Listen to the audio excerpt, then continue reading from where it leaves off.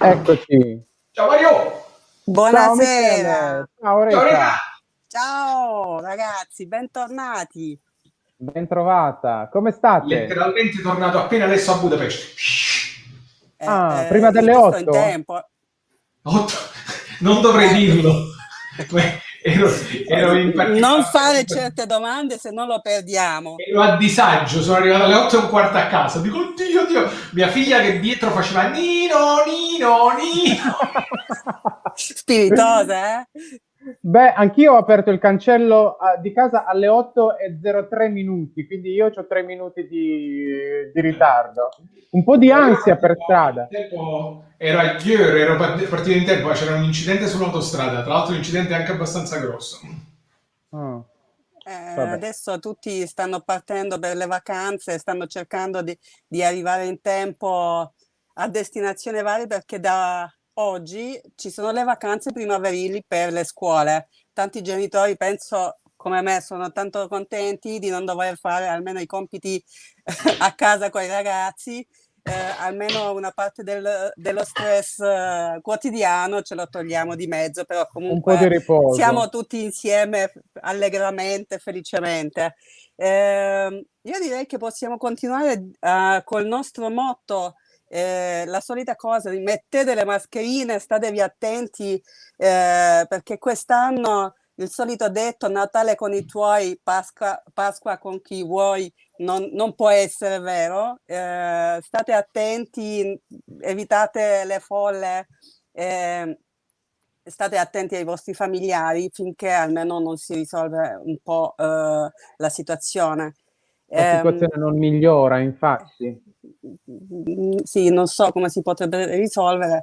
Speriamo che comunque i numeri cominceranno a calare e si potrà di nuovo uscire almeno a fine aprile ad avere una vita un po' migliorata, una vita sociale, a tornare a stare in mezzo alla gente, diciamo. E comunque, per non entrare in un vicolo cieco, Malamà, Malamà, Malamà, mettete Bravo, la mascherina, Malamà. giusto, E anzi, giusto. è come ha detto Reca prima della trasmissione, mentre chiacchieravamo, Natale con i tuoi, Pasqua state a casa, no Reca? E fa pure rima. Ok.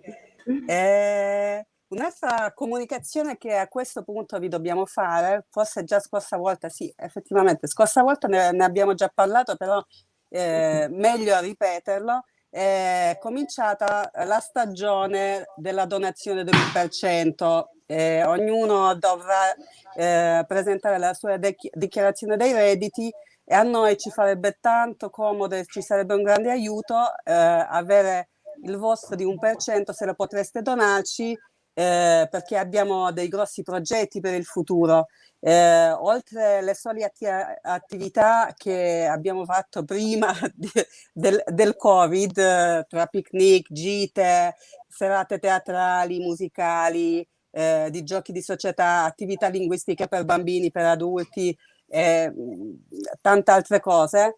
Vorremmo realizzare il nostro sogno di avere un posto tutto nostro dove fare sempre più attività, qualsiasi cosa che ci viene in mente, cose che ci proporrete voi o chiunque dal pubblico vorrà venire a realizzare un suo sogno in lingua italiana o qualcosa che riguardi la cultura italiana. Saremo ben felici di accogliere tutte le idee, però stiamo ancora alla fase di cercare il posto, mettere insieme i soldi, per cui tutte le piccole somme che ci potrebbero entrare con l'1% sarebbero un grandissimo aiuto per realizzare questo nostro sogno, che potrebbe essere anche il sogno per la comunità italo-ungherese qui a Budapest. Per poter partecipare a diversi eventi e stare insieme in modo più divertente. Tra l'altro, oltre a donare l'1%, a chi lo date questo 1%? Oltre a donare l'1%, date anche consigli. Ieri e Rega abbiamo scambiato, secondo me, almeno 30-40 messaggi sul posto, no? Perché è divertente. è affascinante e appassionante cercare un posto. Allora ci possiamo mettere questo, sai, questo, possiamo fare questo, possiamo fare... Date anche consigli su cosa immaginereste si potesse fare, si potrà fare. Facciamo non ipotetico, facciamo che si realizzerà. Si potrà fare in questo posto, no? Che attività, come utilizzare gli spazi, che cosa ci dovrebbe essere, come vi piacerebbe contribuire chiaramente alla gestione del posto e all'utilizzo del posto. Cioè ci sono tante idee, però contribuite anche voi, oltre all'1%. Intanto, se io posso già fare la mia richiesta, un piccolo spazio dove allestire un teatro con una sessantina di posti sarebbe già fantastico per me. Solo sessantina, Ma Mario. solo 60, Mario? Ma sai, è il minimo. Guarda, io stavo pensando già a 300. Va bene. Aspettiamo altre idee ancora, magari senza numeri di posti, però tutte le idee sono benvenute. Ci potete scrivere tramite la chat direttamente sotto la trasmissione, o anche, se riesco a ritrovarlo, vi metto qua il nostro indirizzo email, così ci potete contattare. Questo, per qualsiasi cosa ci potete contattare, e più là io metterò anche come un post sotto la diretta queste informazioni. A questo punto... punto, Reca, scusami se ti interrompo, iniziamo con la prima rubrica della trasmissione. Quindi mandiamo la sigla dell'almanacco in ritardo. No, Mario, guarda, purtroppo questa volta dobbiamo toglierti dalla programma, perché oggi non si fa l'almanacco in ritardo, almeno non lo fai tu, lo facciamo fare ai ragazzi che... 2 puntate fa, con il quiz sulla canzone di Lucio Dalla, sai, quello molto difficile che hai fatto tu, che sono arrivate 3 risposte allo stesso istante appena l'hai pronunciato la domanda? Ok, allora abbiamo 2 dei ragazzi con noi stasera, 2 dei vincitori che si presenteranno tramite una bella intervista doppia. Certo. Ci sarà Michele che farà l'intervista a loro. Faccio entrare Carlo Alberto, aspettate, ok, e abbiamo anche Gianni Verlato con noi. Ciao ragazzi. Ciao a tutti. Buonasera. Ciao, I vincitori della Ciao famosa canzone di Lucio Dalla. Sì, esatto. Anche meno. Qual era la canzone? Ve lo ricordate? Devo chiedere a internet. Guarda, subito mi metti a disagio, subito proprio, in partenza. Grazie Reca. Sono 2 settimane faccio io le prime 4 e vediamo se qualcuno nel frattempo ha ricavato la quinta. Allora, era 4343, l'anno che verrà, Balla Balla Ballerino, Milano, e c'era alla fine un accenno a un'altra che era praticamente impossibile da cercare, da trovare, da intuire. Vi è venuto in mente nel frattempo? La B, la seconda. Era la B, famosa canzone di Lucio Dalla dal famoso tour dall'America Russo. La B. No, comunque non era con questo. Va bene. No, ok, allora facciamo per essere precisi, la canzone era La notte dei miracoli e io avevo scelto un verso da quella canzone. Hanno vinto contemporaneamente Gianni e Carlo Alberto, ed ecco che sono qui quindi i nostri ospiti. Io direi, Reca, di passare la parola a Michele, così vediamo questa simpatica intervista doppia. Sì, adesso giocherò un po' a puzzle con loro per metterli in posizione, scusate. Proviamo. Signore e signori, buonasera, allegria. Fatemi sparire, non voglio...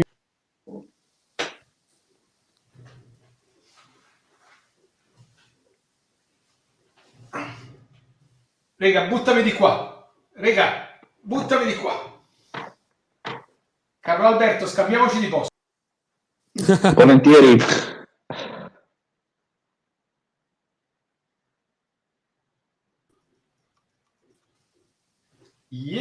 Sono al centro, sono pronto. Allora, attenzione, domande difficilissime, avrete pochi secondi. Quando sentite il beep siete sugli ultimi 5 secondi. Siete pronti? Attenzione, Proviamoci. faremo tutto fa broadcast in 2 minuti. Concentratissimi perché sono domande impossibili. 3, 2, 1, partiamo da Carlo Alberto. Allora, Carlo Alberto, come ti sei ritrovato a vivere, stare in Ungheria? Mi sono trovato bene e ci sono arrivato per caso e sono rimasto contento. Madonna, manco 5 secondi. Via. Gianni. Dall'università e un progetto Leonardo. Professione. Sono un ingegnere e adesso sono il manager di un dipartimento alla MOL. Mi occupo di petrolio. Non lo so nemmeno. Faccio tante cose e sono multitasking. Cosa fai in realtà, Carlo Alberto? Mi occupo di tecnologie rinnovabili e sostenibili. Sono nell'area di ricerca e sviluppo. Gianni. Vedo persone, incontro persone, vedo gente, faccio un meeting, lavoro in multinazionale, faccio altre cose, un po' tutto. Carlo Alberto, qual è la tua parola del giorno in ungherese? Gyakorlatilag, che vuol dire praticamente. È uno dei sei grado più utile. Gianni. Nem tudom. Nem tudom. Che vuol dire? Non lo so. Qual è la cosa che vorresti trovare nel pacco che viene da casa? Beh, in questo momento una bella colomba di Pasqua. Gianni. Un pezzo della moto che spero di avere dall'Italia al più presto. Ok. Carlo Alberto, qual è il posto che ti piace di più dell'Ungheria? Direi Szentendre. Ci sono andato molte volte, soprattutto in barca, ed è una gita di una giornata che vale la pena sempre fare. Perché? Trovo che sia molto caratteristico, offre dei piccoli spiragli di storia e un bel panorama. Gianni. Lungo Danubio, sicuramente in città. Da una parte Budapest, perché è molto romantico, perché ho baciato la prima ragazza proprio lì, ungherese. Carlo Alberto, in generale, qual è la cosa che apprezzi di più dell'Ungheria? Beh, avendo vissuto sempre a Budapest, mi piace molto la dimensione giovane e internazionale. Gianni. È una città stupenda, ancora adesso penso che sia a livello europeo uno dei migliori, a livello di cultura, internazionalità, se si può dire internazionalità, è una gran città, non posso dire niente. Carlo Alberto, qual è invece secondo te la cosa che contrasta di più con l'Italia, quella che senti che stride di più? Le scelte culinarie. Su quello la colazione come la nostra qua non si fa ed è una cosa che ogni tanto mi manca. Niente colpa a colazione, capisco. Strano. O anche un bel paninetto col citriolo all'aglio. Gianni. La bandiera contraria dell'Italia, la mentalità a volte un po' chiusa, che altro? Ma sono tutti difetti che si possono superare facilmente. Okay. Che cosa vorresti di più dalla comunità italiana in Ungheria?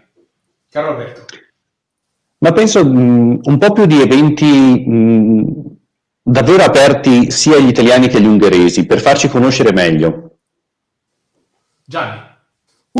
Bella domanda. Un po' di più apertura internazionale, cioè gruppi italiani che si aprono all'Ungheria, perché vedo sempre molto, gli italiani ci richiudiamo sempre fra noi, dunque qualcosa di più aperto verso il popolo ungherese. E ora viene il difficile. Cosa sei disposto a fare per questo?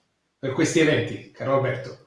Beh, io sono un buon organizzatore, su quello sono abbastanza pragmatico e anche mi do da fare, quindi volentieri si dà una mano. Venga, segna. Gianni, cosa sei disposto a fare? Sarei disposto a creare eventi, sicuramente li ho già fatti, partecipare in prima persona a qualche evento artistico e mi rendo disponibile per qualsiasi cosa, evento che volete fare. Segna sempre, Rega, segna. Allora, caro Alberto, a bruciapelo, un libro, consiglia. Finzioni di Jorge Luis Borges. Gianni. The Truth, Susan Batson. Una canzone. Visto che si parlava di Lucio Dalla, Ayrton. Gianni. Tantissime. AC/DC, Hideaway to Well, something like that. Non so. Rimaniamo con Gianni. Un film. Oh mamma mia. Film, ne ho tantissimi. Michael Mann, Heat. Caro Alberto, film. Un grande classico, Il nome della rosa. Gianni, ultimo consiglio per chi è appena arrivato. Così, a bruciapelo. Divertitevi, è una città grandiosa, siate aperti a ogni esperienza, può regalare molto. Budapest ha tante opportunità, tante, ed è ancora il numero, secondo me, una delle città che dà più opportunità rispetto a tutte le altre in Europa, soprattutto in Italia. Dunque state mentalità aperta e state attenti alle ragazze, comunque è facile inciampare lì, dunque attenzione, molta attenzione. Caro Alberto.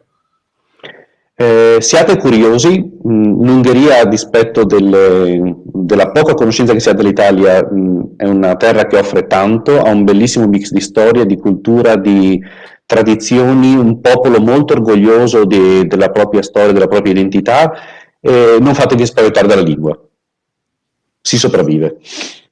Ultima domanda in assoluto. Gianni, la prima cosa che ti viene in mente pensando alla Pasqua?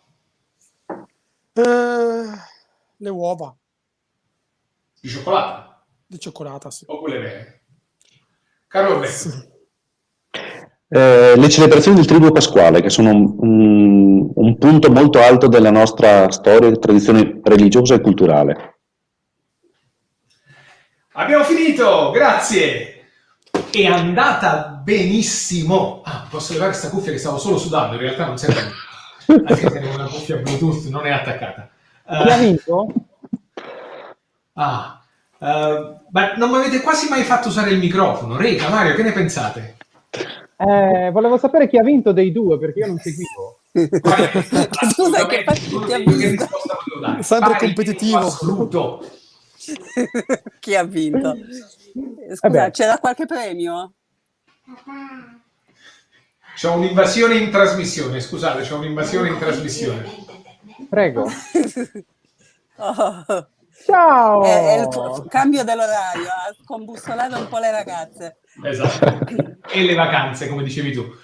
Allora, secondo me innanzitutto siete bravissimi, dicevo, non so, vi siete allenati, perché io mi aspettavo che vi dilungaste o che tentennaste, invece proprio risposte immediate e brevi, concise. Siete allenati per professione, non lo so, ma bravi. Forse perché le sapevamo le risposte. Hai fatto domande. Questo aiutava. Ma non sapevate le domande. Comunque. Quello no. Sapevamo le risposte però. Avevo detto erano difficilissime le domande.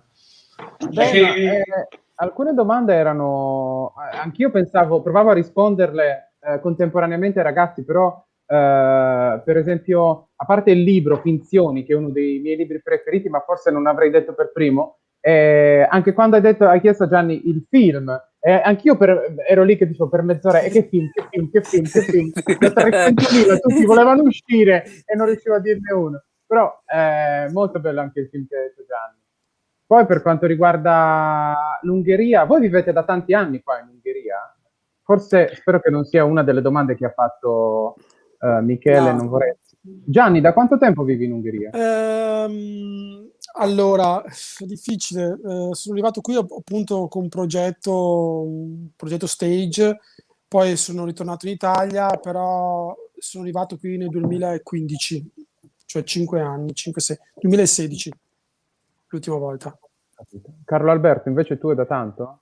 Questo è il mio 8º anno in Ungheria, però è la mia 3ª volta qui. Non ho fatto 1 anno, 4 anni e 3 anni. mi sono sempre mosso per lavoro, quindi a seconda di dove l'azienda mi mandava ho fatto di fatto la spola con l'Italia.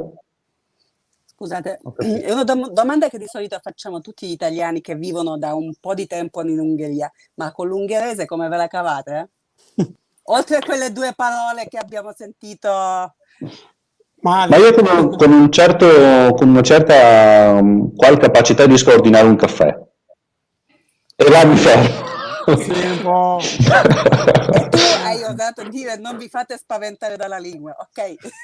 No, nel senso che se sopravvive lo stesso, non sono una dimostrazione che, no, tra l'altro su quello devo dire, il primo anno che sono venuto qui era il 2009, già dopo oltre 10 anni vedo la differenza nella città, quanto ancora di più sta diventando internazionale, per cui su quello mi sono sentito sempre meno limitato dal fatto di sapere pochissimo l'ungherese.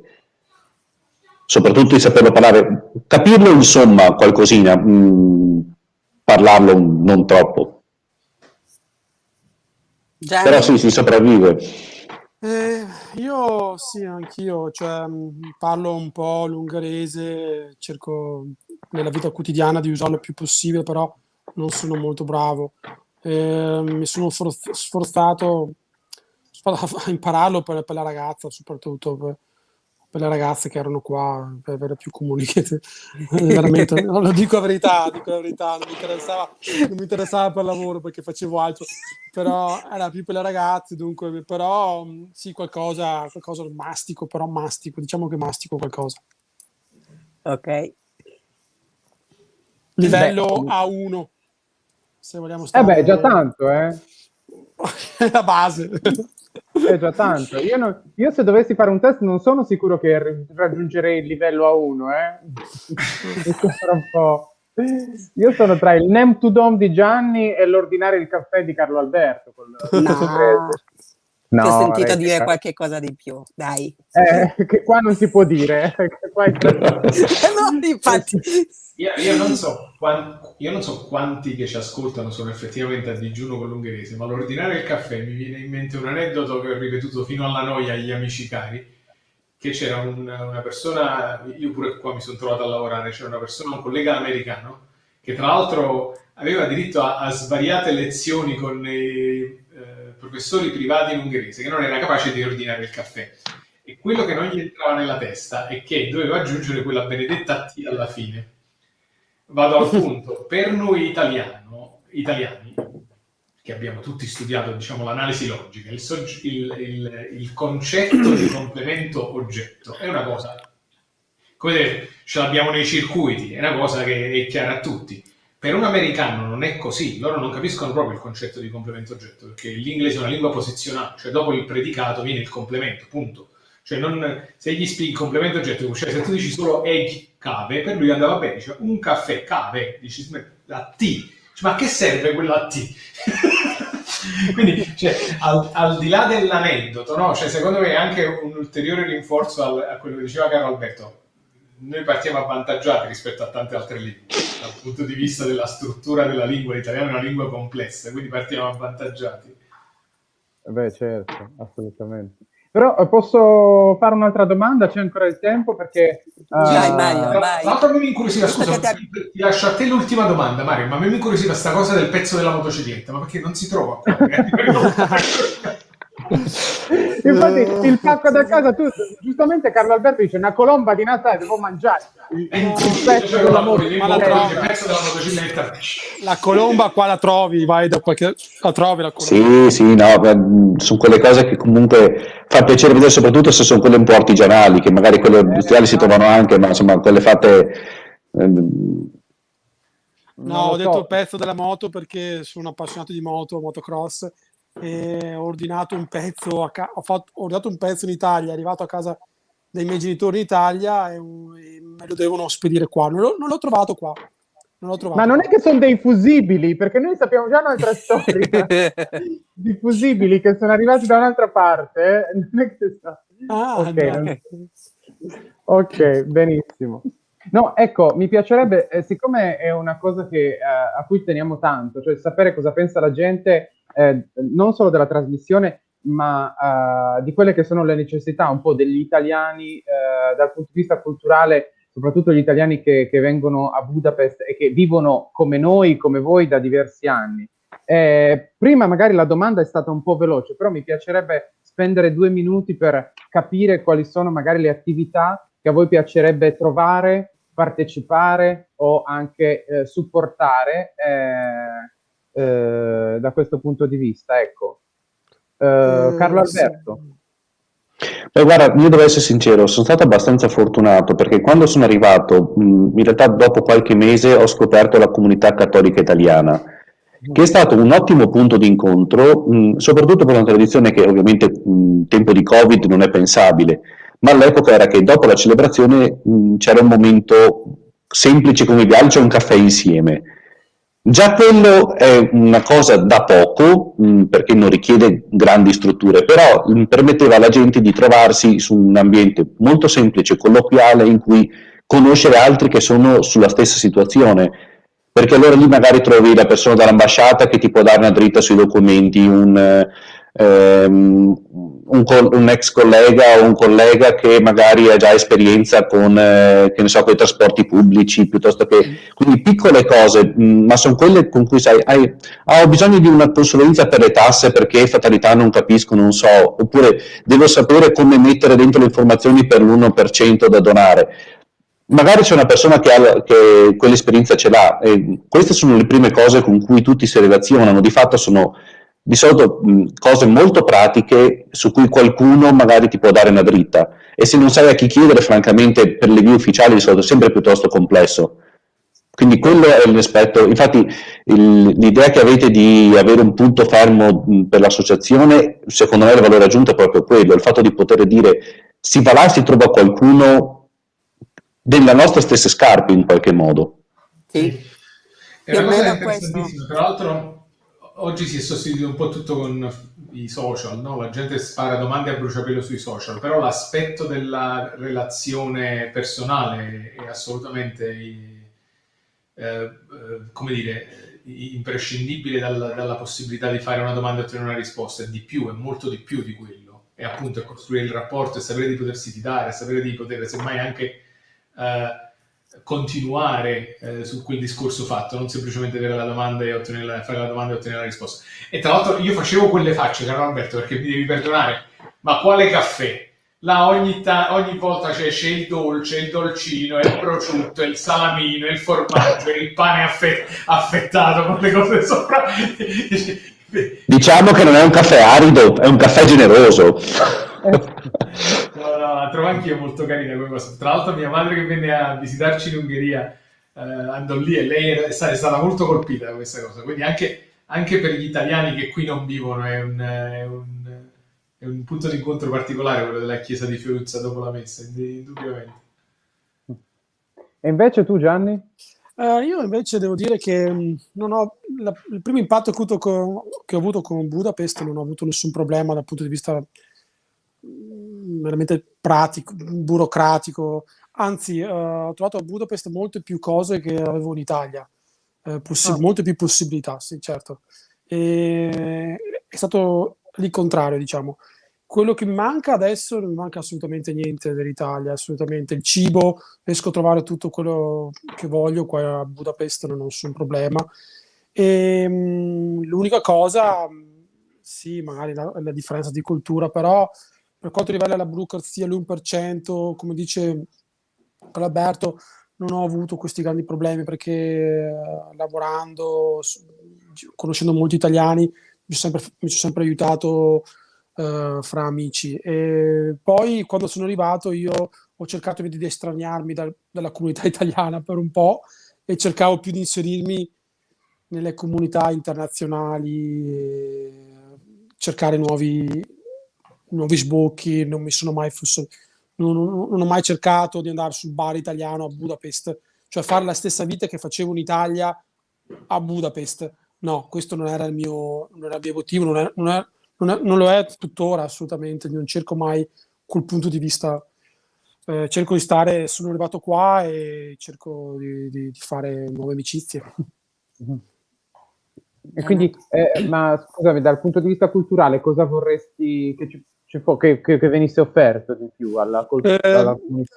Dalla comunità sicuramente, io essendo come sai, un artista, diciamo, di strada, Certo. attore, mi piacerebbe sicuramente. Abbiamo un patrimonio gigantesco in Italia e che che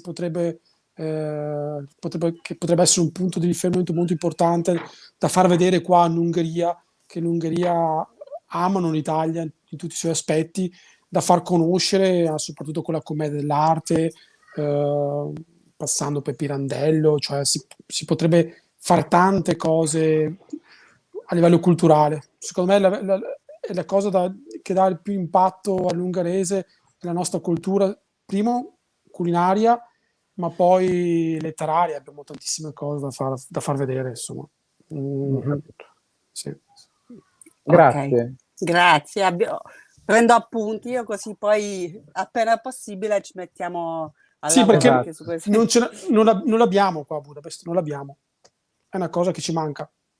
Anche una lettura di una poesia, solo la musicalità della poesia di un Petrarca, non so. Poi posso aggiungere una cosa pratica: qualche evento dopo le 7:30 di sera, che qui c'è l'abitudine di farli alle 6, dove io, fortuna o sfortuna, faccio un lavoro d'ufficio, però non ho le canoniche 8 ore e dopo sono fuori. Alle 6, caspita, non appartieni a quelli che alle 3:45 affollano le strade tornando a casa dal lavoro, dici la verità. No, neanche per sbaglio. Lo so, ti capisco. Io mi viene il panico quando vado a prendere mia figlia all'asilo alle 4:30, è già deserto, c'è solo lei che aspetta me. Papà, ci va tutti gli altri. Vabbè, hanno fretta. Bene. Hanno finito di lavorare alle 3. Esatto. Non saprei. Va bene ragazzi, io vi ringrazio per aver partecipato, per aver accettato l'invito.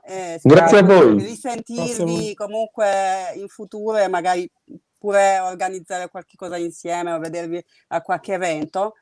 Ben volentieri. E vi auguriamo... Soprattutto live, possibilmente. Come? Live. Soprattutto live. Speriamo. Speriamo. Lo scopo è quello. Ciao a voi, buona serata. Grazie a tutti, grazie. Ciao ragazzi, grazie. Buona serata, ciao. Grazie dell'invito. Mario, ti hanno fregato questa cosa dell'assenza dell'almanacco e non ti abbiamo fatto parlare, dici qualcosa. Come ti prima senti? di tutto vi chiedo una cosa tecnica, perché ho paura che il mio microfono non funzioni bene. Mi sentite adesso? Sì, ti sentiamo. È basso il volume, è bassino. Michele, tu che sei un ingegnere informatico, mi dici quale tasto devo premere? Un ingegnere informatico, innanzitutto non sono un ingegnere informatico, non confondiamo la lana con la seta. Scusami, ti occupi di computer in qualche modo. Tu che forse più di... Perché io provo ad alzare tutti gli audio possibili, ma io vedo tutto 100 qua e non so come fare. Alza la voce. Con le cuffie mi sentite meglio? Sì. No, le vostre facce mi dicono il contrario. Va bene, meglio di prima. Ti abbiamo dato un po' di spazio per parlare, allora approfitta, se no noi andiamo avanti. No, io direi che allora, il microfono è qua. Io direi che adesso dobbiamo passare a quello che abbiamo già pubblicizzato tantissimo come il vero ospite principale della puntata. Come vi avevo detto, ho preparato un piccolo discorso introduttivo e se mi permettete preferirei passiamo subito a lui, che è una figura veramente interessantissima, è una persona che noi abbiamo già avuto modo di conoscere prima della puntata, un caro amico di Michele, e quindi ascoltate quello che io ho preparato per introdurre il nostro ospite. L'ospite di questa puntata è una figura davvero particolare. Si potrebbe definire quasi un supereroe per caso, un viaggiatore incallito e un sognatore per natura. tra i suoi superpoteri c'è senza dubbio la caparbietà e l'ottimismo. Ecco, se pensate che sia impossibile nuotare e attraversare un lago infestato di anaconde ed uscirne vivi, ecco, se pensate che sia impossibile anche non aver mai fatto cinema e vincere il Festival del Cinema di Venezia, ma ancora di più, se pensate che sia impossibile lavorare in un ufficio girando il mondo, beh, appena incontrerete l'ospite della nostra puntata, vi dovrete ricredere su tutto questo, perché queste sono cose possibilissime e che lui ha realizzato. Giuro, non si tratta di un pesce d'aprile, visto che oggi è primavera, non si tratta di un pesce d'aprile, assolutamente. Stiamo parlando di una persona in carne e ossa, quindi facciamolo entrare, signore e signori, Giovanni Zalloni. Ciao a tutti, se non volevate Giovanni. mettermi pressione ci siete riusciti benissimo. No, lo scopo era quello, per sentirti... No pressure, no No, pressure. niente, calma. Guarda, dopo il lago con le anaconde non penso che ti possa spaventare una presentazione del genere.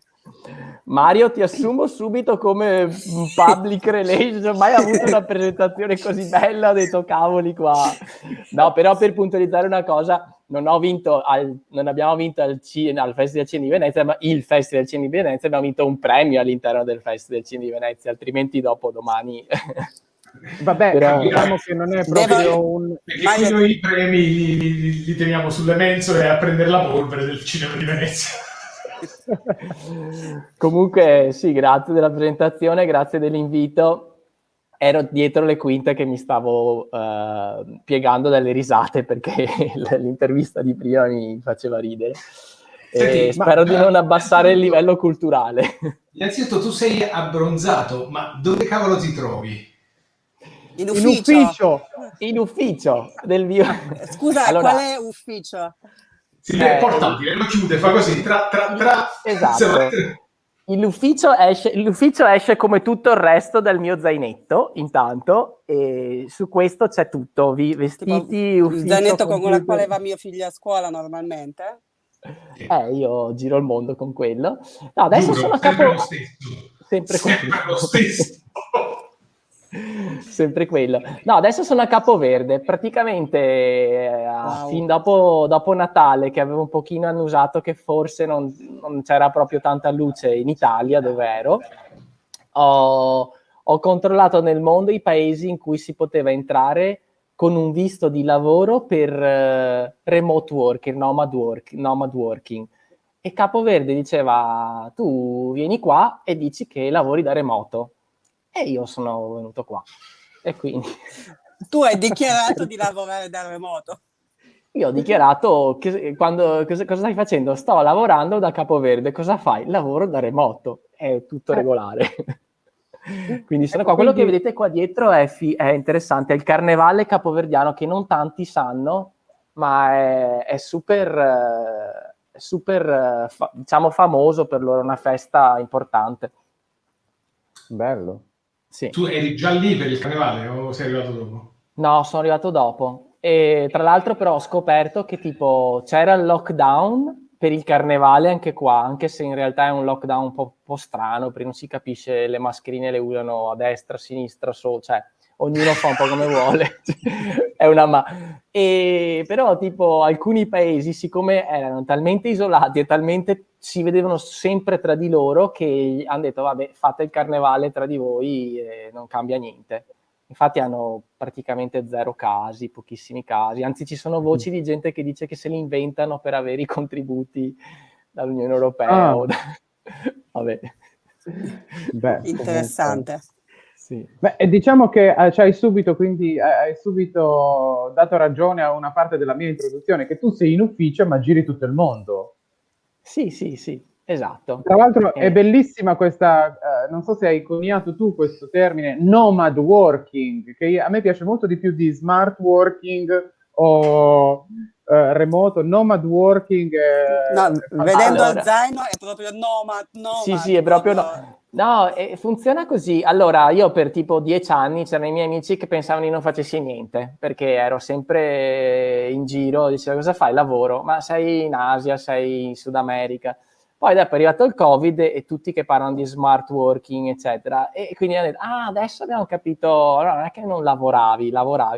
E nomad working è proprio un movimento che adesso vedrete che sarà sempre più popolare, di gente che lavora in maniera sostanzialmente nomade. Non lo chiamano smart working, non lo chiamano digital, lo chiamano a volte digital nomad working.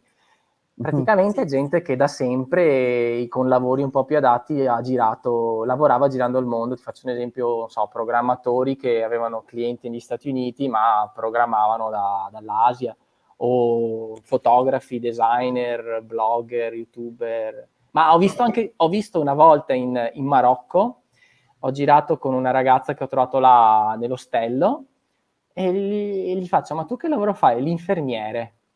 Faccio da remoto e faccio, come anche tu? No.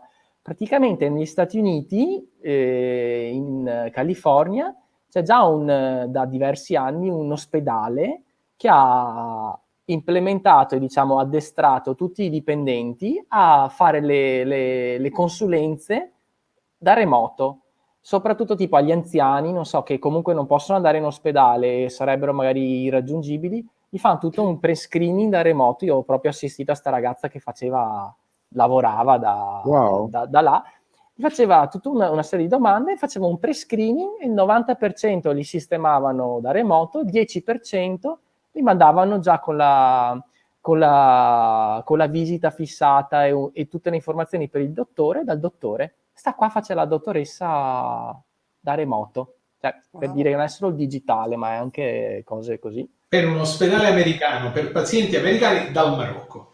Praticamente sì, questa ha girato mezzo Marocco con me e aveva degli orari strani. Fa, no, scusa, ho il paziente, devo vedere la lingua se è a posto, non me la vedevi.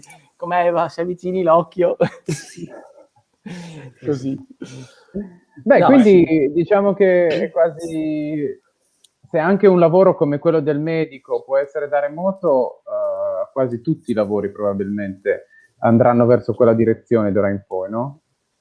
Io dico che tutti quelli che sono davanti a un computer alla fine possono stare possono farlo da remoto. Che poi non vuol dire magari come me andare in giro, io ho meno legami di altri, andare in giro continuamente, può essere semplicemente starsene a casa, avere il tempo di andare, non so, giocare con i bambini negli orari in cui si vuole, insomma, cioè, nomad work lo puoi fare anche nella tua città, e godertela in orari in cui sostanzialmente non puoi di solito. Questa è la gran cosa. Però nel caso tuo invece è proprio il termine corretto, tu sei nomade. Io lo dico perché con Giovanni semmai c'è un appuntamento per vederci in un paese specifico, in un momento specifico, però io partivo da casa, andavo lì, stavo con lui una settimana, lui invece arrivava da un altro paese X e alla fine di quel periodo andava in un altro paese, stava con me in questo paese Y e poi andava nel paese Z, no? Cioè, ma Giovanni, allora adesso che fai? No, adesso vado in Nicaragua, sto venendo dalla Thailandia. Cioè lui no, ma anche perché tipo più lento vai, tanto più ti godi il paese, più riesci a capire dove sei e poi meno spendi. Cioè, paradossalmente, se tu vai da A a B a piedi non spendi niente, cioè spendi, quindi però devi avere il tempo o in bicicletta o insomma. E io qua ti voglio, perché voi pensate che lui lo dica per dire, ma lui così fa. In che senso? Allora, racconta come hai girato la Cambogia, quanto ti è costato in mezzi pubblici e di trasporto girare la Cambogia, dai. No, pochissimo, vabbè, allora il sud-est asiatico l'ho girato con, piedi, mezzi locali e poi, la Cambogia nello specifico ho fatto, volevo noleggiarmi una piccola motorella di quelle che hanno loro là e ho scoperto due cose. Allora, intanto che era un casino noleggiarla perché tra un confine e l'altro delle regioni tu dovevi avere una targa, quindi alla fine un gruppo di ragazzi ha fatto un accordo e un ragazzo me l'ha data sulla fiducia, mi ha detto tu tra un mese torni qua, mi paghi questo, metà gliel'ho pagata all'inizio, e hanno tolto la targa. E quindi lì ho tolto la targa e tanto non ti fermano, infatti quando passavo i confini vedevano che ero bianco sostanzialmente, e mi lasciavano passare, però anche lì è stata un'avventura. Vi racconto questa, per dire due, così magari accenniamo anche all'anaconda. Perché infatti volevo chiederti, hai anche nuotato per spostarti da una parte all'altra? Sì, esatto. No, allora lì la Cambogia, fate finta un cerchio, no? Io avevo preso un sabbatico perché a un certo punto ho detto vabbè basta lavorare, mi prendo un sabbatico, quindi invece non volevo neanche lavorare da remoto, adesso per 6 mesi viaggio. Allora ho volato da Hanoi, ho fatto il Vietnam. Poi la mia idea era fare un mese di volontariato in Cambogia. Quando arrivo in Cambogia cerco di informarmi da chi c'era stato più tempo di me lì, come si fa il volontariato, di qua e di là. Io avevo già fatto diversi esperienze di volontariato in Thailandia, eccetera. Quindi la mia idea era il classico, vado nella scuola, magari insegno un po' l'inglese, gioco, insomma. Questo signore mi fa: guarda che in Cambogia se tu fai un mese di volontariato e basta, fai solo del male, perché è un paese dove sostanzialmente c'è un sacco di abbandono minorile. E quindi avere uno che va là, che gli insegna, si affeziona e poi gli dice ciao di nuovo, è peggio, anche se tu porti tante competenze, quello che vuoi. Allora ci ho pensato un po', ho detto, che faccio per fare volontariato, e però senza fare dei danni? Allora ho detto, vabbè, visto che comunque sono sempre low cost, eccetera, cerco di fare il giro della Cambogia spendendo in posti in cui la gente non va di solito, e quindi dai direttamente i soldi alle persone, alla signora che è fuori con le omelette, e quindi ho deciso di fare la Cambogia al contrario, cioè in Cambogia la gente arriva e va a Siem Reap, che è un tempio famosissimo, ha 4-5 destinazioni. Ho fatto il contrario, ignaro di quello che mi sarebbe aspettato, quindi ho preso sta motorella e vado e dico segui i fiumi, dove ci sono i fiumi c'è civiltà, cioè tutte le civiltà nascono dove c'è l'acqua. Intanto ho scoperto che la Cambogia ha anche tutta una serie di villaggi musulmani mischiati, induisti, buddisti, è un miscuglio di religioni incredibili. E poi ho scoperto un'altra cosa, ho scoperto che durante immaginate con questa motorella, uno scooter, e lo consiglio magari a chi ci sta guardando in quei posti, prendere le cose più semplici possibili, perché ti si romperà sicuramente qualcosa, però là cosa succedeva? Tu rompevi, bucavi, e magari c'era una signora che stava vendendo le uova, e ti vede con la gomma a terra, va dietro la cucina, torna con il camice da meccanico, ti ripara. Cioè, praticamente lì la signora è meccanico, vende le uova, mamma, e poi lavora nei multitasking, e quindi se hai una motorella che più o meno è facile, la riescono a riparare tutti. Se vai con la moto, non so, la BMW, bla bla bla, non sanno dove prendere. Quindi con quella non ti pianti mai. E vabbè, praticamente in sto giro per la Cambogia che ho scoperto che ci sono le piene nei fiumi, no? Perché anche là non è che sono come voi, che magari vi informo, ho detto vabbè, questa è tonda, una volta i Khmer Rouge non ci sono più, qua è a posto. Allora, cosa succede? Che quando sono le piene, tirano via giù i ponticelli di legno che sono stati costruiti dai locali. E quindi tu, per attraversare un fiume, anche se piccolo, è un problema, non è che ti carichi la motorella, cioè non ce l'ha, è pesantina. Allora devi trovare il prossimo ponte. Il problema è che questo l'ho scoperto là, la Cambogia ha ancora tanti posti dove non è ci sono ancora delle mine nel terreno, per cui mi sono trovato che c'erano i locali che mi dicevano dove vai? E faccio dove vado? Devo trovare il ponte. E fa, no, e qua salti in aria. Allora per giorni o seguivo la mucca di turno o il locale tipo il Masai col bastone, e tipo io con la motorella, che a un certo punto l'ho spenta e portavo io la motorella più che lei me, e finché trovavamo il ponticello o la zattera, ti metti sulla zattera e ti passa di là e ti trasportava di là. E giusto per dire 2 accenni sull'anaconda, arrivavi alla fine del giorno che avevi veramente vissuto tutto il giorno e no, più che vissuto, eri sopravvissuto al giorno. Mi sembra l'uomo più fortunato del mondo in questo momento. Sì. E quindi quando trovi un bel lago dici, beh, io mi ci butto, mi faccio il bagno e mi lavo i vestiti. Ignaro che i locali attorno al lago, che ovviamente io il cambogiano non lo so, quindi a gesti ti dicono, ti fanno dei gesti e tu pensi che ti dicano vai, fai attraversa il lago, no? Che bravo, che nuoti. Che bravo. E praticamente sono arrivato su sta cima di sto vulcano dove c'era sto lago e ho detto adesso mi faccio una bella nuotata da qua a là, lo attraverso e dall'altra parte esco.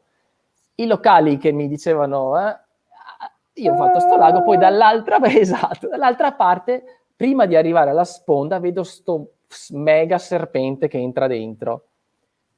Ho detto, vabbè, qua non mi faccio le domande, mi giro e torno indietro. E ho capito, allora, non avevo ancora capito i locali cosa volevano, l'ho capito 10 anni dopo. 10 anni dopo, cioè, trovo una mia amica, parliamo come sto parlando un po' con voi della Cambogia, questo e quell'altro, e dico lago Ratanakiri e sai che c'era un serpente, e mi fa uno come? Mi fa, ma sei stato in quel lago lì? Lei aveva vissuto 10 anni in Cambogia come inviato dell'Unione Europea a fare qualcosa. Mi ha detto che quel lago lì è un lago con un'altissima densità di anaconde, al che io sono andato a informarmi, a guardare niente, effettivamente ho trovato le immagini tipo un'anaconda che si mangiava una mucca e ho collegato che veramente avevo l'angelo custode. Vabbè, ma tu immaginati che io sono nervoso anche quando nuoto in piscina perché ho paura che ci sia qualche animale, figurati in un lago. A me ha fatto venire i brividi questa storia, è una cosa assurda, è proprio pazzesca. No, sopravvive alle mine, alle anaconde. È beata ignoranza. Giovanni, è così anche nei posti più civilizzati. Scusa, questo era un fuori programma, ma la devo dire. Io ero con Giovanni nel posto più mondano dell'universo, a Las Vegas. Tra l'altro non eravamo andati a fare, eravamo lì per una riunione della Technical Services Industry Association, perché abbiamo vinto un premio anche lì con Giovanni. E Giovanni mi fa, sì, ma io non ho capito, ma guarda, perché dobbiamo prendere il taxi per andare all'aeroporto? Guarda, quello è lì proprio la barriera perché dici, ci andiamo a piedi. No, raccontato Giovanni che l'ha fermato la polizia mentre scavalcava il cancello dell'aeroporto, la polizia americana non ci va leggera. Ma no, ma mi hanno chiesto, ma cosa fai in strada? Io faccio cammino. E fa, dove vai? In città? E faccio, perché devo prendere un taxi? Se volete mi accompagnate voi, non c'era marciapiedi, niente, non è mica illegale. Questa è una gran cosa che Michele mi ha insegnato, questo è un altro fuori programma, visto che lo fai anche tu. No, allora, negli Stati Uniti ogni tanto hanno le loro procedure e se tu vai a intervalli, non so, ogni tot torni con lo zainetto e non hai nient'altro, dici sto qua 3 mesi, forse vanno fuori il test, iniziano a farti domande perché dicono no, tu hai qualcosa di particolare, sei tornato l'anno scorso con lo zainetto, 3 mesi e ritorni quest'anno. Allora, la prima volta mi hanno tenuto tipo 4 ore a farmi domande, trabocchetto e boh.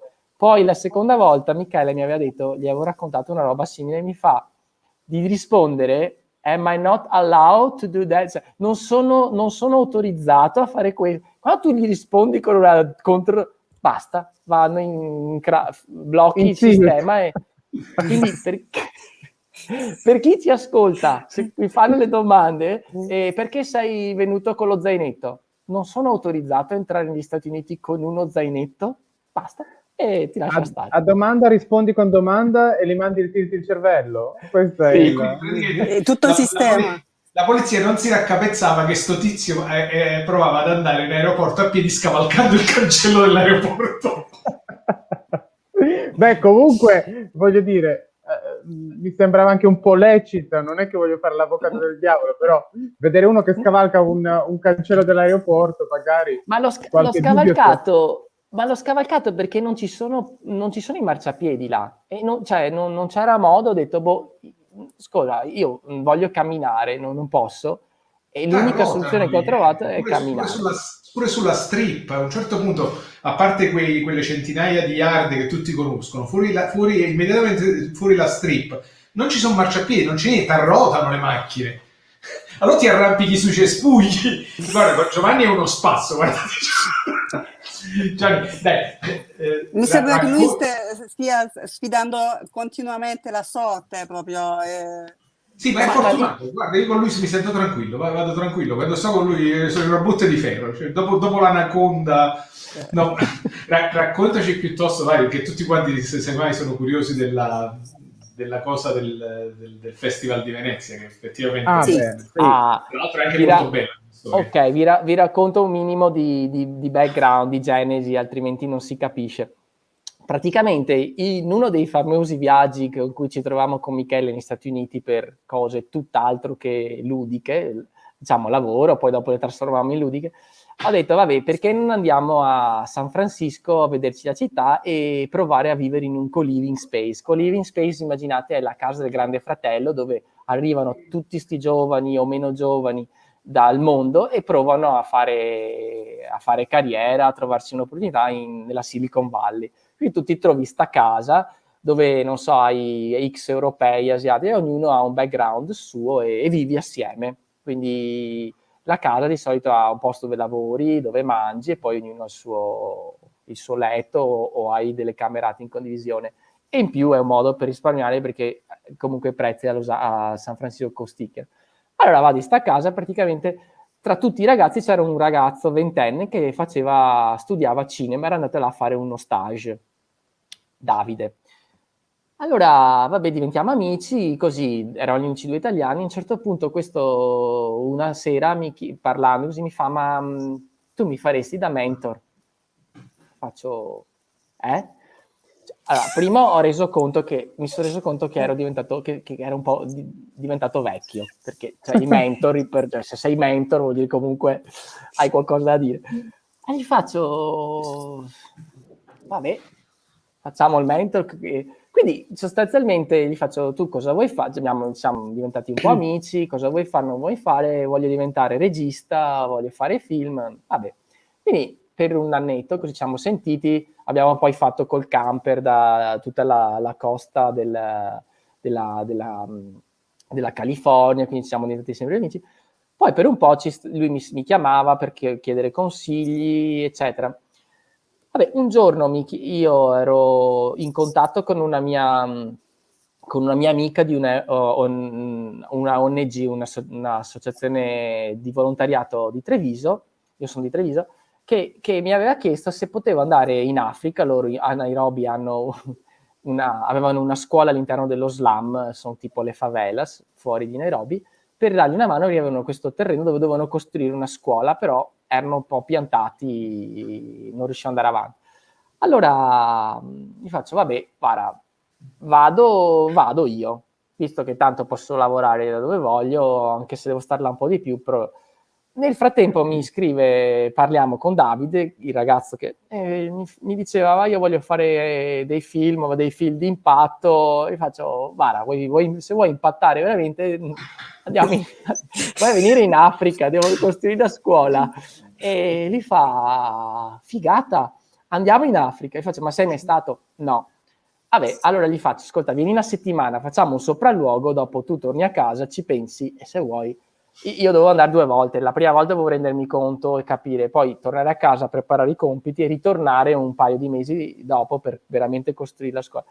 Allora, lui è venuto con me, ha capito che sì, un po' la situazione, però c'è stato, e la seconda volta siamo tornati, quindi mentre costruivamo la scuola, sostanzialmente, abbiamo deciso di girare anche un film, un cortometraggio, un corto documentario, diciamo, che verte sulla storia di questo bambino disabile dello slum, ma sostanzialmente abbiamo fatto vedere che lui, nonostante chiamiamole tutte le sfighe, per esempio un posto molto povero, e sei disabile, non cammina, vive una vita normale, ha i fratelli che lo portano a scuola, gli amici con cui gioca a calcio, insomma, i genitori, ha tutta un entourage di amicizie.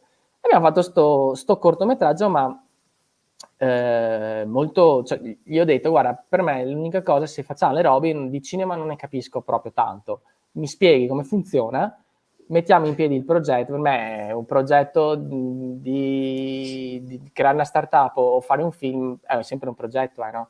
Persone, scopi, cioè. E allora andiamo là, però se lo facciamo lo vogliamo far bene, cioè, sì. E eravamo in 4, perché poi lui si è portato dietro un fotografo, un suo amico, io e lui.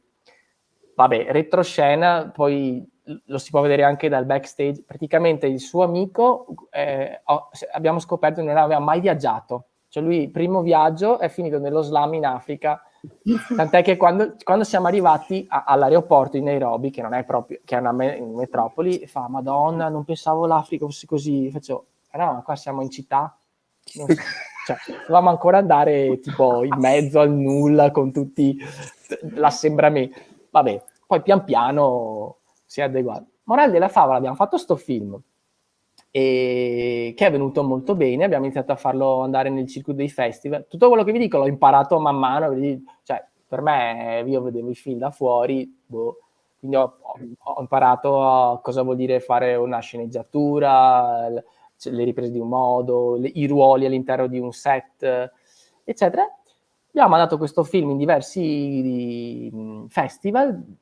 Io ho detto, si fa come calcio, cioè si prova Champions League, UEFA e Serie A e Serie C. Quindi noi proprio il primo anno abbiamo fatto application a Cannes, Venezia, e cioè proprio così, indipendenti. E guardate poi qual è il più... sì, ha sfidato la sorte e ha vinto di nuovo. No, gli ho detto, guarda, dimmi quali sono i migliori festival, che tanto non li sapevo solo Venezia e Cannes. Poi dimmi quali sono i secondi, e la fascia che tipo mi ha detto Roma, Napoli, hanno dei bei festival, insomma, storici. E poi terza. Morale della favola, abbiamo iniziato a vincere dei premi, quindi a Roma abbiamo vinto il premio come miglior cortometraggio, a Venezia nello specifico abbiamo vinto il premio come miglior cortometraggio per inclusione, eccetera.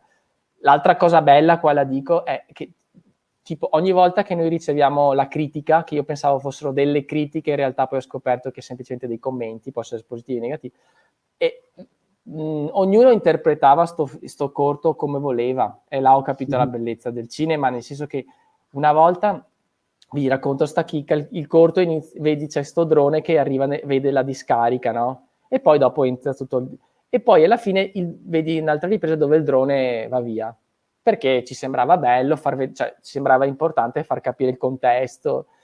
Il commento di uno, mi pare a Roma, che abbiamo vinto, è stato stupendo questo paragone del volontario che arriva con l'aereo e poi va via con l'aereo. Io gli ho chiesto a Davide, ma così? Volevamo dire questo. Mai pensata a sta roba? Ah, vabbè, sappi che quello ci ha dato il premio anche per il volontario che arriva a te. Sì, morale della favola, questo documentario ha vinto un po' di cose, poi dopo ho detto, vabbè, visto che ci siamo, ho messo in piedi una sorta di concetto dove dire, che si chiama Your Dream Hub, che non è altro che dire alle persone, guarda che se tu ci credi con delle risorse intorno a te, quindi un gruppo di persone, ognuno col suo ruolo, se c'è un sogno si può realizzare, no? E con sto concetto, più sto film, è arrivato un altro ragazzo che aveva un sogno di fare tutto il Piave con il SAP, che è questa roba tipo Pocahontas, no? E fa, io ho un sogno e tu hai il team, sei produttore, me lo realizzi? E faccio, vabbè, facciamo. E allora un altro abbiamo messo in piedi altro po' di persone e abbiamo fatto anche questo secondo film che dovrà uscire a breve. Abbiamo presentato a Venezia sempre il trailer. La roba bella è che tutti ti dicevano, ma come campi con sta roba? E io dicevo all'inizio non lo so, nel senso non è che mi interessa, cioè, era un po' in perdita. E dicevo, è impossibile la distribuzione su canali tradizionali perché non hai il nome di turno. E in realtà poi cosa è successo? Che alcune aziende dal trailer ci hanno chiamato dicendo che volevano dei film, qualcuno per raccontare la storia della propria azienda più poetica, alcuni per fare qualcosa un po' più legato a dei temi. E quindi questi sono lavori a budget che stanno uscendo, quindi di fatto si chiude un po' il cerchio, questa cosa sta in piedi, perché mentre prima magari dicevo, guarda, vieni in Africa perché così magari ti fai svegliare, adesso vieni e un po' ti posso pagare, cioè un po' abbiamo, e in più. Quindi è interessante perché dal non essere regista, produttore e non capirci sinceramente molto poco di cinema, e cioè, sono entrato in questo mondo che è bello in un certo modo, e il messaggio è cioè non c'è solo una strada, ci sono tante, cioè non è che devi per forza essere il figlio di o vincere lo sponsor, cioè fai e in qualche modo si arriva, ecco. Questa è la storia della produzione cinematografica, da come è nata, ecco. E comunque, se posso dire, io ho visto il cortometraggio, diciamo, ed è veramente molto bello, quindi è veramente ho visto anch'io tante cose, mi piacerebbe anche dirti tutte le interpretazioni che poi saranno, però sinceramente non ho visto il volontario che volava, anzi era proprio qualcosa di più, in qualche modo, non voglio dire niente perché magari poi il film potrà essere visto anche, anzi se tu hai delle possibilità di dirci se ci sono dei canali dove il film può essere visto anche dagli spettatori e può interessare anche a loro, magari sarebbe bello poi guarda, seguito. una cosa che ho imparato da Davide, che mi ha spiegato come funziona la distribuzione, praticamente finché tu lo metti nei festival non devi farlo vedere, perché se scoprono che tu l'hai già fatto vedere non lo... Però adesso praticamente tra pochi mesi abbiamo finito tutto l'ultimo giro di festival, quindi abbiamo iscritto dove ci interessava, per cui poi noi lo mandiamo Lo metterete. sì, e anche lì ho sempre detto che vada, cioè tutta la parte di ritiro non è una roba che, cioè, più gira, meglio è, e, cioè la condivisione secondo me su queste cose è il massimo. Tra l'altro una cosa interessante da quel filmato là, le cose che abbiamo tirato giù dall'Africa, poi Davide è andato a fare un po' di presentazione alle varie scuole, no? Tu che l'hai visto, e i bambini si sono presi e ci hanno dato dei soldi così, e non sapevamo cosa fare. Cioè, questi soldi, allora gli ho detto, scriviamo all'inizio del film, o mi pare alla fine, li stiamo usando per fargli fare la fisioterapia a Barra, che è il protagonista, perché La protagonista.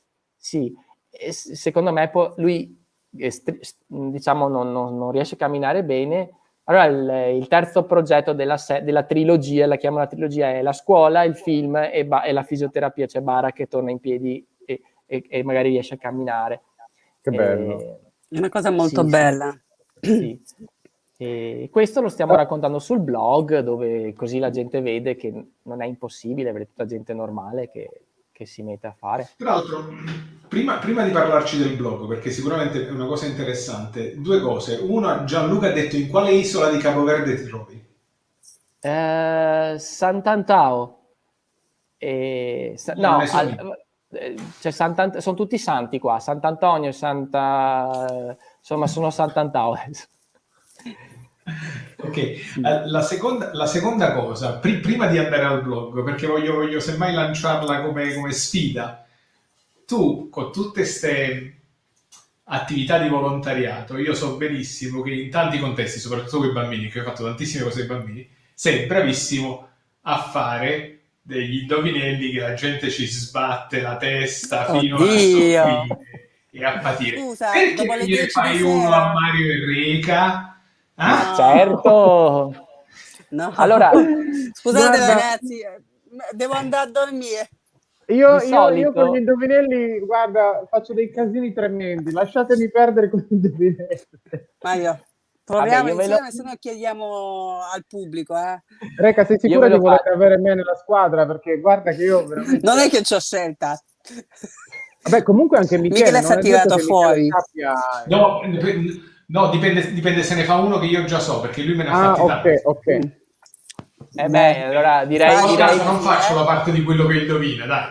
No. No, allora direi che facciamo come gli indovinelli hanno tipo prima, seconda, terza, quarta classe. Partiamo da una classe bassa, non bassissima però, perché non bassissima però, non bassissima, perché insomma bassissima non va bene. Allora, avete 3 bambini, no scusa, ne avete 9 bambini, ok? Era meglio 3. Facciamo 9, dai. Già 2 sono mandati. Tutti quanti hanno lo stesso peso. Okay. Ma che facile, di solito lo faccio in inglese che è sempre un casino, in italiano è anche troppo facile. Hanno lo stesso peso, a parte uno che è un po' più grassottello, però non lo vedete che è più grassottello, è solo un po' più pesante.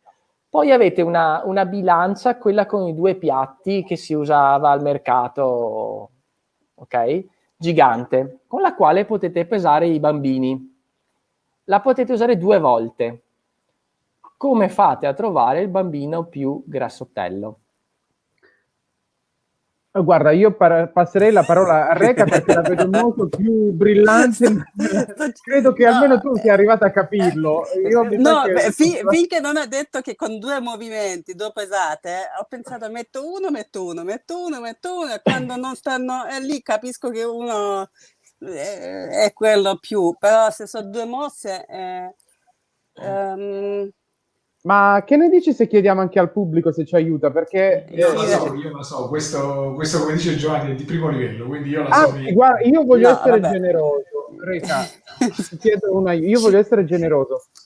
Concediamo questo quiz agli amici che ci stanno ascoltando, così andiamo avanti.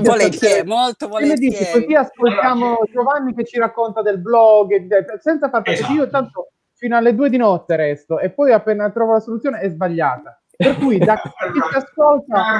Caro pubblico, il bambino chiattoncello, come lo troviamo?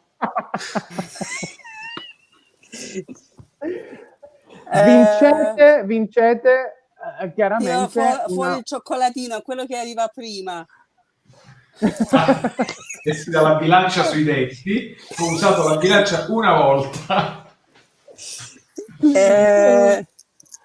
Allora, mentre il pubblico si cervella un attimino su questo problema. Esatto, gli vuoi fare un altro indovinello o ci vuoi raccontare? Perché tante di queste cose, tra l'altro il tuo blog è impressionante, sembra praticamente l'Atlante mondiale, no? Cioè non c'è un paese... È vero. Io però avrei, scusate, prima di passare al blog, volevo fare una domanda sul nomad working, perché tanti adesso si lamentano sulle problematiche di lavorare a casa, lavorare smart working, tutte queste cose. Qualche consiglio che per te tutti questi anni che hai lavorato in questo modo ti ha aiutato tanto? Sì, allora, diciamo... Allora, la prima cosa che uno può sentire è essere spaesato, perché gli cambiano un po' i ritmi. Però io dico, soprattutto se poi attorno a te riesci a individuare chi sono gli altri che stanno a casa e hai un po' di flessibilità, puoi organizzarti in momenti in cui prima magari non facevi niente, non so, magari alle 10 di mattina che ti prendi una pausa, così, per avere la socialità che non puoi avere perché non sei in ufficio. Quindi è solo questione di organizzarsi e capire chi sono gli altri intorno a te che hanno più o meno gli stessi ritmi. E adesso con sta cosa che è esplosa, io prima viaggiando ne trovavo perché eravamo tutti sulla stessa barca. Quando ero a Treviso c'era un po', o anche a Bruxelles, un po' meno gente che aveva questi ritmi. Adesso, essendo tutti sulla stessa barca, è solo questione di aprire gli occhi intorno e prendersi queste pause. L'altra cosa, lavorare da remoto spesso si usano i meeting, le teleprese, queste cose qua, le videoconferenze, e è una gran cosa se uno si dà dei limiti di tempo, 30 minuti, e in questo tempo si porta a casa quello che deve essere fatto. Quindi lo smart working ha il grandissimo vantaggio che ti fa risparmiare tanto tempo rispetto all'essere in ufficio, cioè sei più efficiente sostanzialmente. Quindi ognuno a suo modo, se si riesce a organizzare un po' il metodo di lavoro, anche in base a quello che deve fare, alla fine vedrà che ha un sacco di più efficienza. E poi sì, la cosa bella è non stare radicati agli orari delle 8 ore, 6, 8, 5, cioè se uno vuole farsi una corsa sempre che lo possa fare, ma smart working vuol dire anche quello, altrimenti si chiama telelavoro. Smart vuol dire che devi essere un po' smart.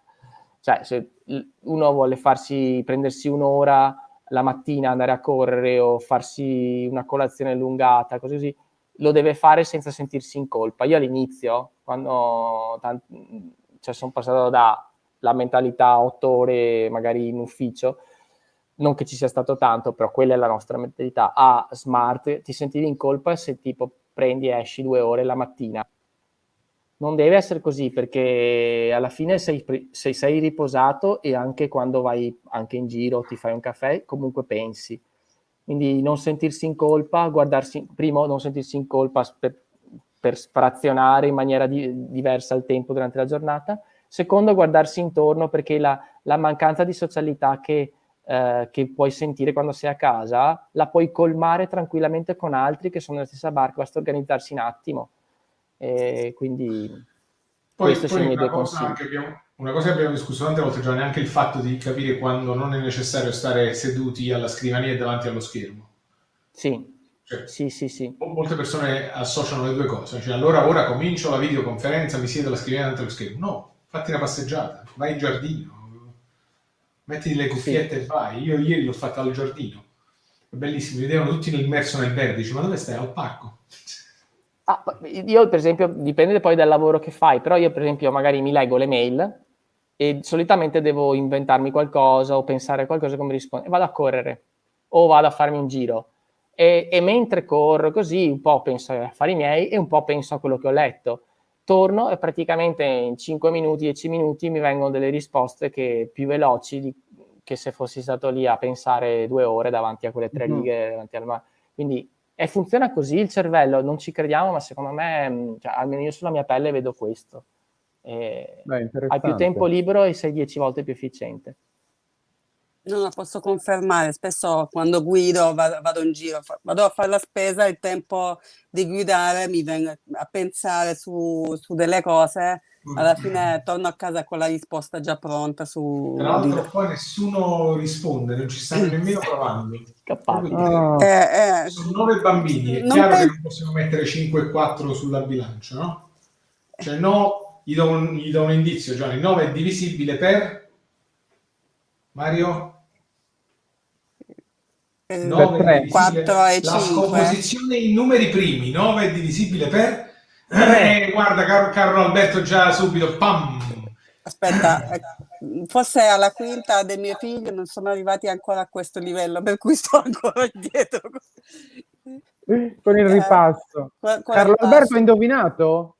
Penso di sì, almeno fino a quello che ho letto il procedimento è quello giusto. Lo leggo ad alta voce. Allora, divido i bambini in gruppi da 3.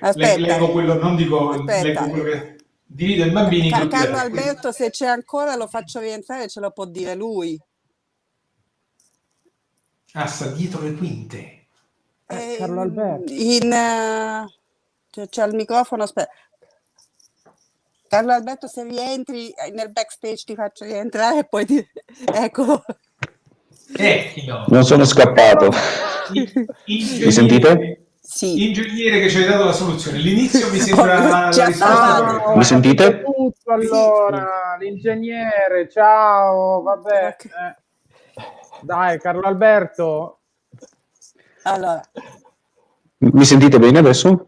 Sì. Perfetto. Sì, penso che il procedimento sia questo. In effetti vale la scomposizione a cui accennava Michele adesso. Ci ho messo tanto a scrivere perché la descrizione è più complicata della spiegazione. Divido i bambini in gruppi di 3 e confronto 2 gruppetti sui piatti. Siccome uno solo è più pesante, tenderà a muovere il piatto verso il basso.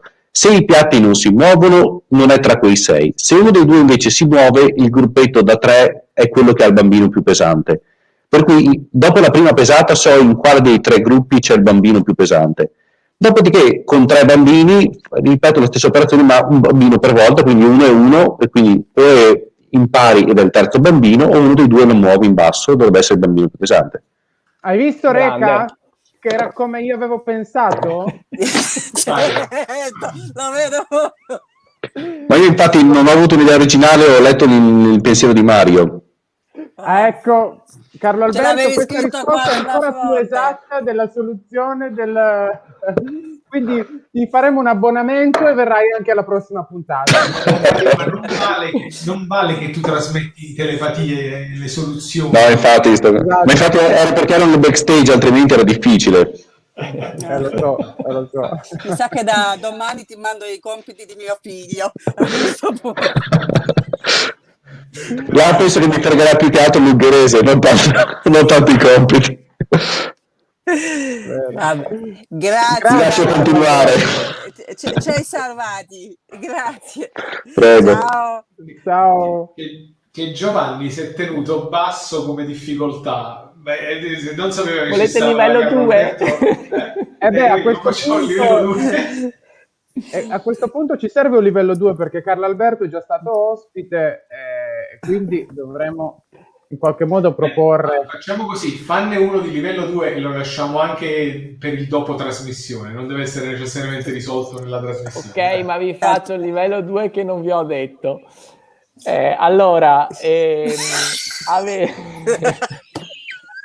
Guarda Mario, La faccia di Mario, impagabile. Perché il livello, l'altro era proprio così, lo scherzetto. Allora, avete 10 sacchi. Ridaglie. Sono tutti pieni di monete. Ok. 9 sono pieni di monete d'oro, anzi d'argento. 9 sono pieni di monete d'argento e uno è pieno di monete d'oro. Le monete d'argento pesano 1 grammo l'una. Le monete d'oro pesano 0,9 grammi l'una. Potete fare quello che volete ai sacchi e avete una bilancia di quelle, questa volta quelle dove misuri la farina, elettroniche, dove metti qualcosa sopra e vedi il numeretto, che potete usare una volta. Vabbè. Ciao. Guarda, Come mi peso trovate? io, salgo io sulla bilancia, almeno scopro quanto peso. Mario, grasso che cola, puoi usare la bilancia una volta. Che vuol dire che puoi vedere un numerino solo scritto. E come trovate le monete d'oro? Il sacco con le monete d'oro. Scusa, qual era il peso? I sacchi sono pieni di monete. Moneta d'argento 1 grammo, moneta d'oro 0,9. 9 sacchi sono tutti d'argento e un sacco è di monete d'oro. Ma non è che puoi aprire i pacchi e ti eviti la bilancia? Così almeno facciamo prima. Sì, bravissimo, lo puoi fare, ma scopri, è una buonissima intuizione, ma è oro bianco, quindi stesso colore dell'argento. Quindi sono identiche. Però è un ottimo inizio, cioè è l'inizio giusto. Alberto già l'ha risolto, dice può dare un indizio a Mario, ma certamente dacci questo indizio a Mario. Carlo. Sono sicuro che Mario ha bisogno di un'indizione proprio. Dagli fuoco e vedi come fondono. E come si fondono? Ma non c'hai l'accendino, hai solo queste cose. Non c'è l'accendino. È una bella idea, ragazzi, ma non c'è l'accendino. Numeri primi. Numeri primi. Ma non è che siamo più vicini con questo. Allora, Mario, numeri primi. Penso che siano già le 10:30 e il mio cervello abbia raggiunto la capacità neuroni. Quindi quei due che ci sono, di quei due che ci sono, uno è già andato a dormire. Vi prego, teniamo l'altro per raccontare del blog di Giovanni. Che ne dite? Così vediamo se magari da casa ci aiutano. Sto pensando è una cosa matematica, devi fare un'equazione con la x, y, queste cose per farti pure Z, mettiamoci anche Z. No, più semplice. È più semplice. Ok, appunto non riesco. Sì, dice la risposta ve la darò più avanti. Non so chi è, Pipi Design, dice addenta, tipo stile Paperon de Paperoni, addenta la moneta, quella che è d'oro, chiaramente, lascia il segno e lascia anche il dente. Ok. Addentate le medaglie olimpiche, se lasciano... Non so. Sì, l'oro è più maleabile come metallo, quindi Vabbè, se lascia... lasciamo un po' di tempo a pensare alla gente. Sì, Intanto dai. magari Giovanni, se ci racconta un attimino del progetto che ha messo su dopo questo successo. Ma sostanzialmente stavo pensando, ok, hai fatto una scuola, non sono mai da solo, c'è sempre un team, c'è sempre qualcuno, non si fanno mai le robe da soli, quindi è venuta fuori una scuola, è venuta fuori un film, poi un altro film, e poi adesso sto progetto di fisioterapia e tante altre cose. Ho detto, come facciamo a far capire questo concetto che le persone, se hanno un sogno, una voglia di fare, non devono aspettare il finanziamento X di aprire la SRL, la partita IVA, che poi ci si pianta con la burocrazia ancora venire. Come facciamo a spiegare questo concept? Allora ho detto, va bene, l'ho chiamato Your Dream Hub, il lab dei tuoi sogni, perché magari un giorno lo farò anche in inglese, insomma, vabbè. Il flusso è molto semplice, c'è chi ti racconta un sogno, uno o più persone, io vorrei fare questo, quindi tu alla fine ti ritrovi che hai n persone che hanno dei sogni e magari alcune sono sogni compatibili, quindi dici ok, mettetevi assieme e tu hai già un team di 2 persone stramotivate. A questo sogno, se hanno delle caratteristiche che ci piacciono, tipo cioè non è che ho il sogno di comprare armi e rivenderle, cioè qualcosa di un certo tipo di spessore, e ci aggreghiamo intorno a un team di persone che completano le expertise che servono per realizzare questo sogno. Facciamo finta che, non so, Mario vuole diventare non so, vincere le Olimpiadi per donare tutto in beneficenza, e allora abbiamo l'atleta. Ma ci manca tutta una serie di cose. E allora creiamo Mario, No, io vorrei vincere le Olimpiadi degli indovinelli perché sono le Olimpiadi della matematica. Insomma, quindi uno scrive un sogno e dice, però da solo non lo farai mai. Allora vede magari un portale dove dice, guarda qua, c'è un hub dove ti aiutano a fare i sogni.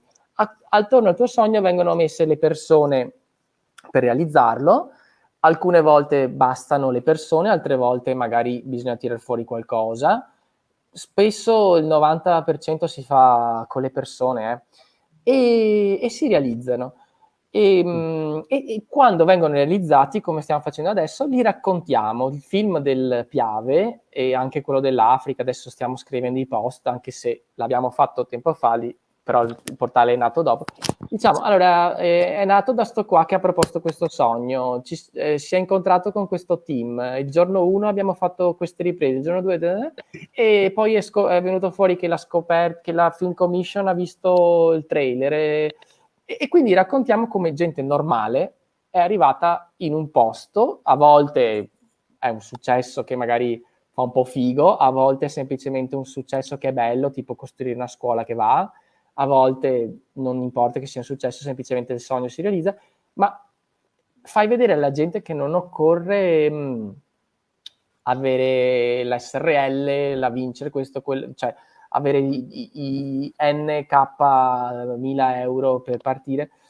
E quindi questo l'abbiamo cercato di coordinare tutto su questo portale, che ha anche la funzione un po' di disseminare, cioè di far vedere questo in modo tale che poi i prossimi sogni possano anche beneficiare dell'immagine che ha questo portale qua.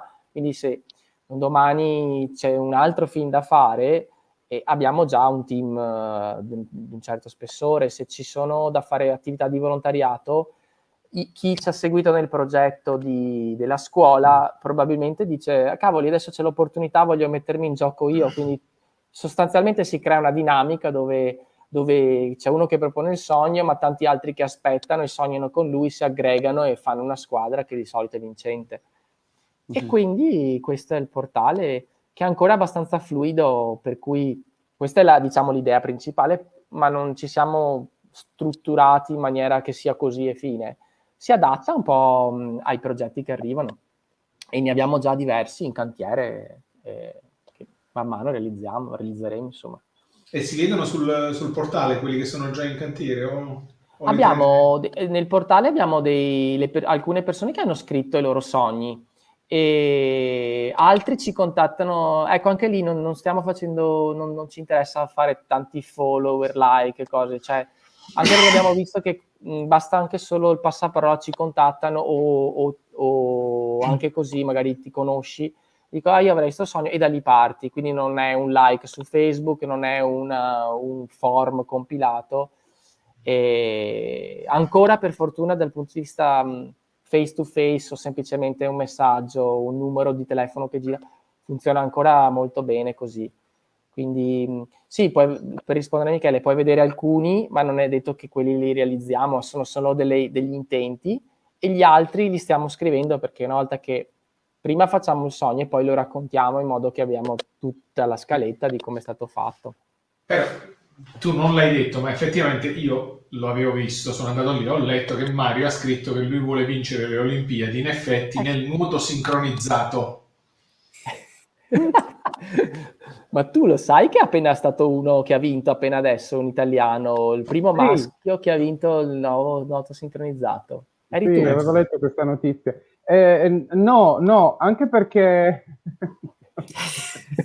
ripeto, come fortunatamente ho accennato all'inizio, io ho dei problemi a nuotare anche in piscina per la mia fobia per gli animali. Figuriamoci a fare il nuoto sincronizzato con altra gente in una piscina. No. Ma io questo non me l'aspettavo, va bene che vieni dalla Sardegna ma non ti mangi né pesce né crostacei né niente, ma che non sai manco nuotare e hai paura dell'acqua è un trauma proprio troppo grande. No, vabbè. Sentite, sorvoliamo. Siamo quasi a 1 ora e 40.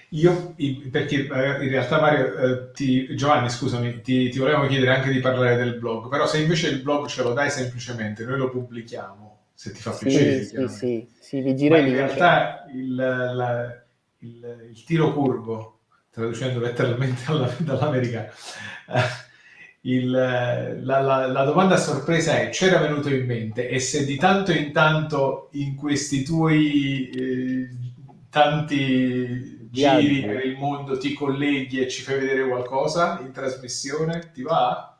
Sì, va bene. Sì, basta organizzarci. Adesso purtroppo è diventato scuro perché qua siamo 3 ore indietro, quindi qua sono le 10, 9, 8, le 7, però è già scuro, se no vi faccio vedere fuori dalla finestra e anche cose così, sì. Peccato che non l'ho chiesto prima, vedi? Ti facevi vedere un po' di Capoverde, a noi che non ci siamo stati. Sai già quale sarà la prossima tappa dove andrai? Ma allora, sto aspettando, noi abbiamo un altro film da girare quest'estate, sto aspettando che ci levino le mascherine, perché girare con le mascherine la gente poi non vorrà mai più vedere film quindi se confermano tornerò in Italia per fine maggio e quindi lì.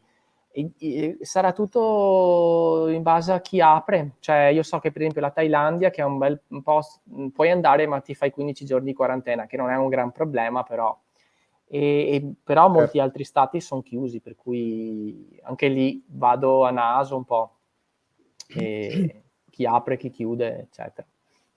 Presto tardi ritorni pure in Ungheria, quando si spera presto riapriamo anche qui. Sì. Io avrei un'ultima domanda, non so se l'hai sentito dal backstage all'inizio, che abbiamo parlato un attimino del nostro sogno di avere un nostro locale come associazione per fare tante attività. Qualche consiglio così al volo? Ma allora, il mio consiglio è che capisco benissimo l'esigenza del locale, però non deve essere non deve essere il bloccante, anche perché secondo me facendo un'attività che poi fa vedere alla gente che quanto bella è, può essere che tra chi arriva e magari esponendo il fatto che state cercando un locale, il locale venga fuori perché vedono l'attività che state facendo magari dove siete in un posto in affitto o comunque parcheggiati così. Per cui il mio primo consiglio è non focalizzare, cioè il locale è un mezzo, non è il fine. Sì, so che magari volevi qualcosa di più pratico, però io di questo mi sento di dirti. Cioè, beh, è un bell'approccio. Sì, Ok. cioè il locale viene fuori, cioè, insomma, e che cacchio, è pieno di insomma, con tutti quelli che ci stanno seguendo, tiratelo fuori sto locale. Ok, intanto ho visto che Carlo Alberto, qualcun altro, PG Design, stavano tentando di dare delle risposte o andare in direzione. Forse i numeri primi l'abbiamo già detto, poi è una di quelle cose che le togli e poi calcoli il peso restante, tipo mare lunga, è faticosa da ricostruire. Niente, si avvicina? No? La lasciamo per il dopo puntata, la lasciamo? Vabbè, O diamo una soluzione? Sì, lasciamola perché durante questa settimana o chi vedrà la puntata scusate, ma registrata. li lasciamo senza risposta? Certo, Sì, ci piace, sì. certo. Ok. La diamo Noi una la settimana. sappiamo, quindi. Allora, lasciamo la domanda aperta, aspettiamo ancora le risposte qua sotto la C'è diretta. uno di livello più alto, che Giovanni è stato per 3 settimane, Giovanni. 2 settimane. 2 settimane a fare domande, 2 settimane. Sì. No, secondo me è un po' alto per noi a quest'ora. Beh, ma Michele quello l'ha risolto in pochissimo. Sì, però in quelle 2 ore e mezza ti ho fatto l'equivalente di 2 settimane di domande. Si ha concentrato un bel po' di domande. Va Beh, bene. comunque io direi Vai. di lasciare questo quiz perché le persone che magari vedono la trasmissione possono provare a rispondere e magari comunicheremo se c'è qualche spettatore che indovina quando il quiz. Puntata. La prossima puntata. Lo spiegheremo qual era la soluzione, almeno chi ha risolto. Michele, tu esporrai la soluzione e vedremo se c'era veramente qualcuno che è riuscito intanto a risolverlo. A proposito, la prossima puntata sarà il 15 di aprile. Avremo con noi alcuni membri del giornale online Ungheria News che saranno i nostri ospiti e parleremo anche con loro delle cose interessanti dell'iniziativa che stanno portando avanti loro qua a Budapest. Bene, Giovanni, io personalmente ti ringrazio perché è stata veramente una puntata molto interessante, è stato veramente interessante ascoltarti e credo grazie che a voi. abbiamo sentito forse l'1% di tutte quelle storie che puoi raccontare ancora. Michele me lo può confermare forse. Tranquillamente. E buona Pasqua. Tra l'altro credo anche lì si festeggi, no? Sono cattolici lì a Capo Verde. Sì, sono cattolici, sì. Quindi buona Pasqua a tutti. Buona Pasqua a tutti, è vero. Grazie a voi, siete fortissimi. Grazie Giovanni, speriamo che uno di queste volte inserisci anche Budapest come una tappa nei tuoi viaggi. Spero anch'io. Ci sono stato, ma possiamo trovare le anaconde per Mario, le troviamo, sono sicuro. La famosa anaconda del Danubio. Chiudiamo qui, buonanotte. Ciao ragazzi. Ciao, buonanotte. Grazie, ciao ragazzi. Ciao, ciao.